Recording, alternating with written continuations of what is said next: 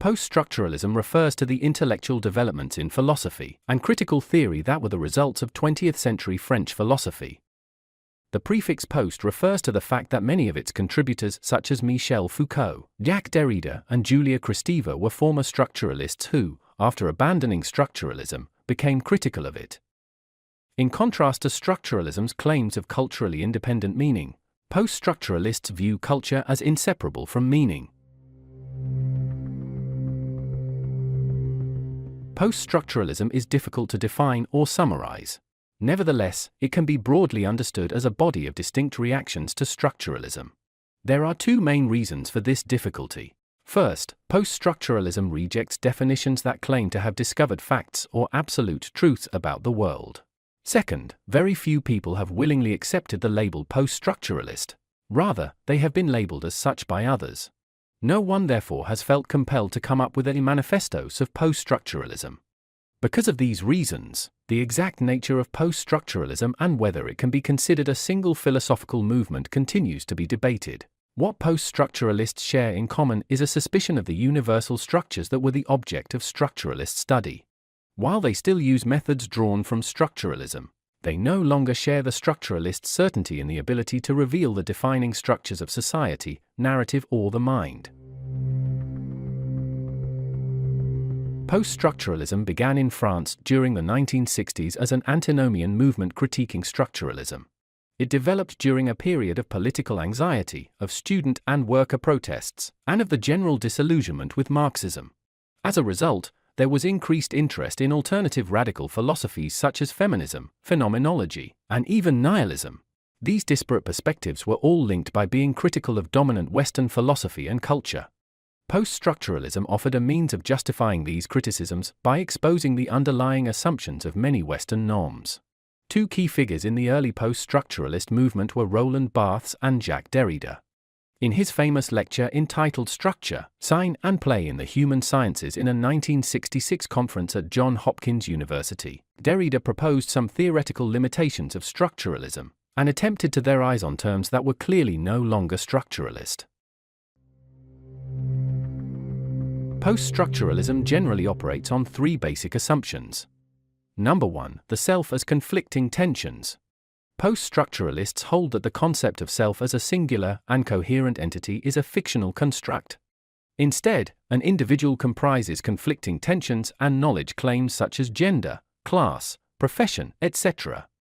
To properly study a text, therefore, a reader must understand how the work is related to her own personal concept of self, as this self-perception plays a critical role in one's interpretation of meaning. While different thinkers' views on the self vary, it is often said to be constituted by discourses. Number 2, meaning as created. The meaning the author intended is secondary to the meaning that the reader perceives. Post-structuralism rejects the idea of a literary text having a single meaning, purpose, or existence. Instead, every individual reader creates a new and individual meaning, purpose, and existence for a given text. Not only is this true in literary theory, this position is generalizable to any situation where a subject perceives a sign. Meaning is constructed by an individual from a signifier. And number 3, multifaceted interpretations. Post-structuralists use a variety of perspectives to create a multifaceted interpretation of a text, even if such interpretations conflict with one another. It is particularly important to analyze how the meanings of a text shift in relation to certain variables, usually involving the identity of the reader. In the post-structuralist approach to textual analysis, the reader replaces the author as the primary subject of inquiry. This displacement is often referred to as the destabilizing or decentering of the author. Without a central fixation on the author, post-structuralists examine other sources for meaning, such as readers, cultural norms, and other literature. These alternative sources are never authoritative and promise no consistency. A major theory associated with structuralism was binary opposition. According to this theory, there are certain theoretical and conceptual opposites, often arranged in a hierarchy, which structure a given text, such as the binary pairs male-female, speechwriting, rational-emotional, etc. Post-structuralism rejects the idea of the essential quality of the dominant relation in the hierarchy. It exposes these relations and the dependency of the dominant term on its apparently subservient counterpart. For post-structuralism, the only way to properly understand their meanings is to deconstruct the assumptions and knowledge systems, which produce the illusion of singular meaning. The concept of the meta-language was proposed by Rowland Barthes in his work entitled Elements of Semiology.